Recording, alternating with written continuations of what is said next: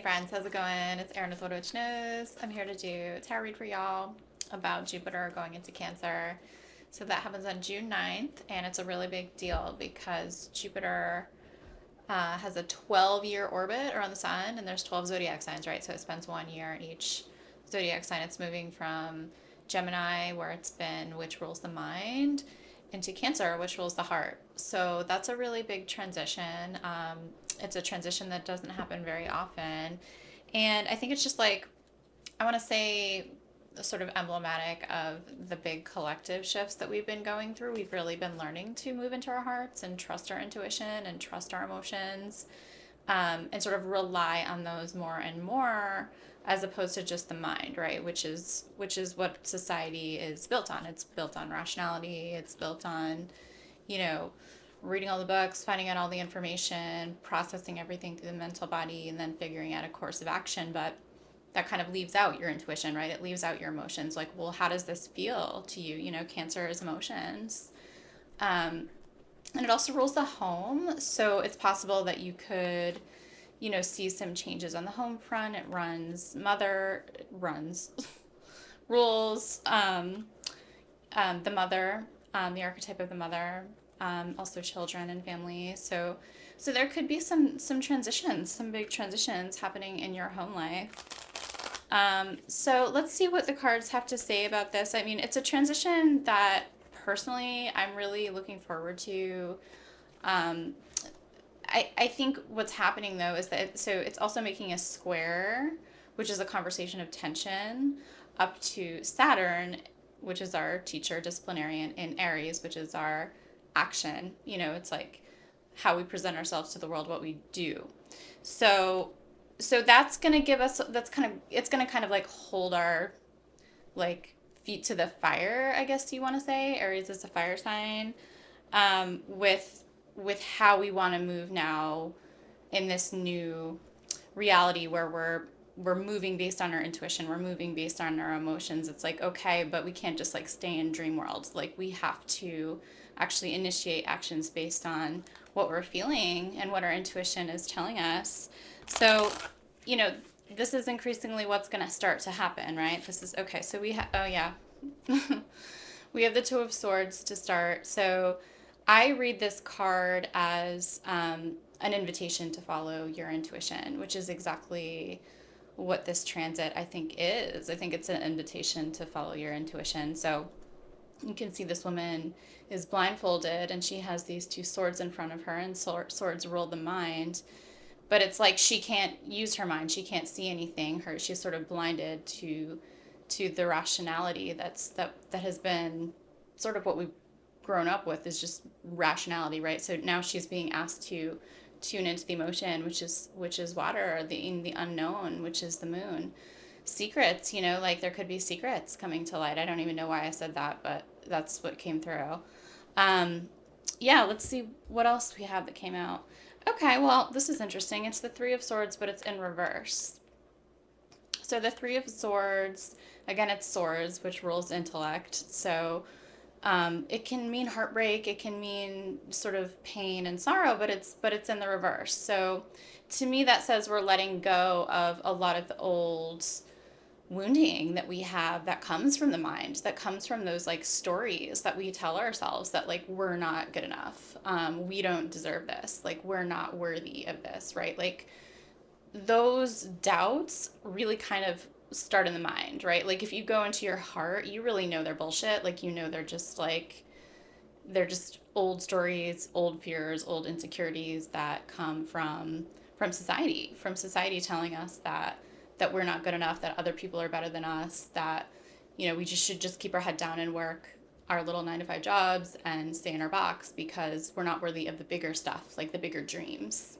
For some reason, I don't know why I was guided, like I got this an intuitive hit. So I don't know if you guys know what I mean when I say that, but basically it's like your intuition is like, hey, you should do this thing. And usually it speaks to you in kind of action and not, it's like, do this, turn right, call your mom, don't go to work, that type of thing. And I got a really weird intuitive hint. Sometimes they make absolutely no sense, but they make sense a lot of the time in hindsight. But it was like, watch A Knight's Tale with Heath Ledger and that other woman. I have no idea what her name is. She's like gorgeous. And it's a really old movie. I think it's from like 20 or 25 years ago. I don't know. I had never seen it before, but I've been getting these images in my head for some reason of like knights and castles and that type of thing. And my gut just said, watch it. And uh, I only watched, I think, like 20 minutes of it so far. I'll probably go back and watch the rest of it tonight. But it was really interesting, right? Because it's like Heath Ledger and he's this, sort of lowly, like, squire or whatever. And he's a squire for this noble knight who is in a jousting competition, right? The knight ends up dying, but he wants to make money based on these jousting competitions. So he puts the armor on and he pretends to be the knight who had died because apparently you can't participate in these jousting competitions unless you're of noble birth. So it's interesting because he was saying like a man can change his stars. Like just because I was born not, into poverty and I'm not a noble person, and the rules are only noble people can participate in these jousting tournaments, like that doesn't mean that I have to accept the rules. Like I can change my stars, a man can change my stars. And he was like trying to convince his friends to like go on this like wacky, like escapade with him where he competed in all these different tournaments to pretend to be a knight and try to make money. So that's as far as I got. I'm sure there's some like romance and stuff involved. I really don't know. I have to watch the rest of it. But anyway, it seems like it's a cute movie.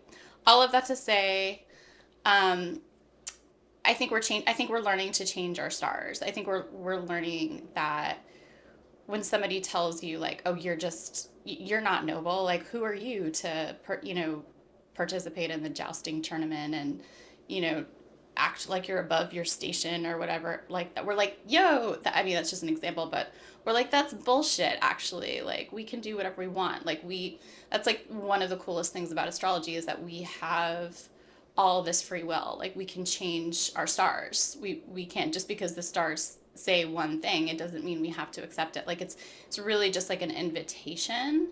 It's an invitation to go deeper into certain areas of our life and explore certain parts of our psyche.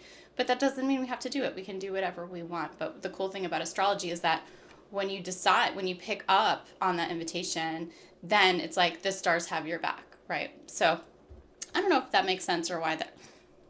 Dude, are you fucking kidding me? Are you fucking kidding me? It's the Knight of Pentacles. That is crazy.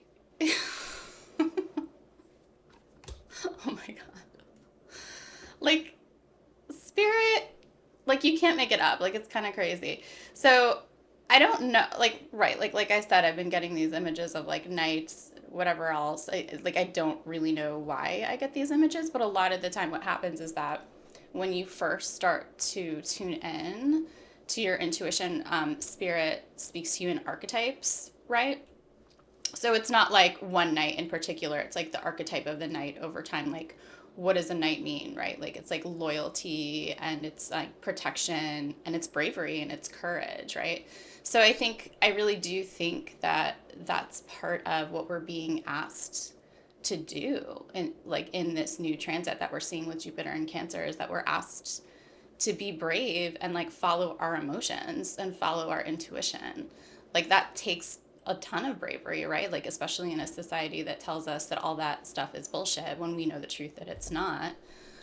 This is a slow moving card, but just because it's slow, doesn't mean that he won't, get the job done, right? Like deliver the thing, do the thing, get the task done, whatever. Like he's a strategic knight, but at the same time, that doesn't make him like any less like brave or courageous than the other knights. I think probably he's relying a little bit more. I don't want to say on his mental energy because that would be the Knight of Swords and he's the Knight of Pentacles, which is Earth. But he probably is not quite so comfortable in his emotions, and it probably is out of his comfort zone to move based on his emotions. But he has that bravery that all the knights have, right? All the knights have that bravery.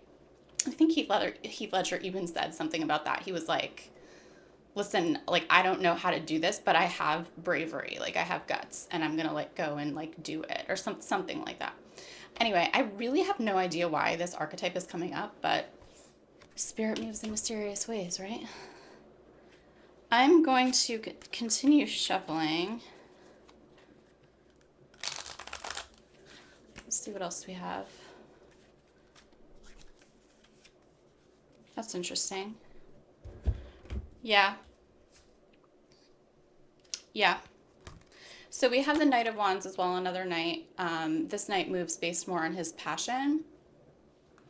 And I think we're seeing a lot of that too, right? Because we have that Saturn in Aries. Aries is a fire sign. I said earlier, I had that image come through, or that phrase come through, of like holding our feet to the fire. Like, moving forward in this new reality does take passion. It does take fire. It does take drive. We have to feel, you know, that oomph behind our actions. We can't just be like, oh, fuck, well, I have to do this. And then we also got the Hanged Man, which is interesting. I mean, it's an interesting juxtaposition because, the Hanged Man is a lack of action. It's like a pause, and the Knight of Wands moves very quickly. So I think that maybe, especially with, actually right now Jupiter isn't in Cancer yet. We just have like a few more days, and it's at the very end of Gemini, which is still the mind. So I think we can still struggle with those old stories coming up, that are causing us to doubt ourselves. And I think we're feeling that tension between, like, do I do the thing? Do I wait? Do I do the thing? Do I wait? Right? And really, I think the heart is the answer. Like dropping into the heart and just feeling it out, feeling our intuition. What is this? Oh yeah, that's the Two of Swords. I already took her out. Yeah, yeah, it's interesting. So Strength came out, and also this Five of Pentacles seems to want to keep coming out. It keeps. I'm just gonna take it because it came out a few times, or I saw it a few times anyway. So obviously, right, like strength, like we're gonna need strength to move based on our emotions. This card, the Five of Pentacles, is more about, the actual meaning of it is being left out in the cold. I guess I'm just seeing it as like, these are the things we're leaving behind. Like, these are like the stories, the fears, the insecurities, like I'm going to be left out, I'm going to be abandoned, I'm going to be rejected, right? Like, those are all the fears that keep like knocking around, that we need to let go using our strength, right? And then beneath that, we have the Four of Wands, which is really beautiful. That's about happiness and a strong foundation, which is what Cancer is all about, right? Like, it's about the home, the family, building that strong foundation. And this can also be about union, so partnerships, who are the people that you want to be part of that strong foundation. So it's an interesting time. I'm also noticing, I mean, there's a lot of beautiful energy, but I'm also noticing that we have the Four of, that actually came out in reverse, though. The Four of Cups in reverse. I think that can just mean, taking spirit up on that invitation to follow our intuition and follow our emotions, right? And then beneath that, we have the Three of Cups, which is all about reunion, and we have the Six of Wands, which is like victory. Like this, I don't know if it's a knight or not, but it's kind of like a knight who like just won the jousting tournament, and he's like in his little parade or something, and everybody's clapping for him. So yeah, I mean, it's really beautiful energy, guys. I'm really digging it. I think it's just a matter of like overcoming that overthinking, leaving for once and for all, like leaving those old stories of insecurity and fear and unworthiness behind. And that can be hard. There's tools that you can use. You can set up an energetic boundary. You can call in your spirit guides. You can sort of just try. You can try emotional regulation techniques like EFT tapping. Try any technique that you want, or try them all at the same time if you're feeling really overwhelmed. Just throw everything against the wall and see what sticks.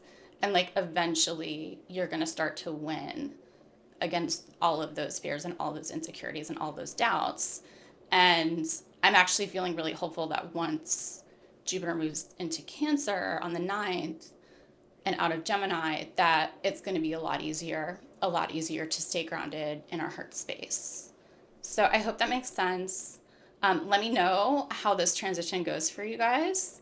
Um, drop your ideas and your thoughts in the comments, and I will be seeing you very soon. Bye.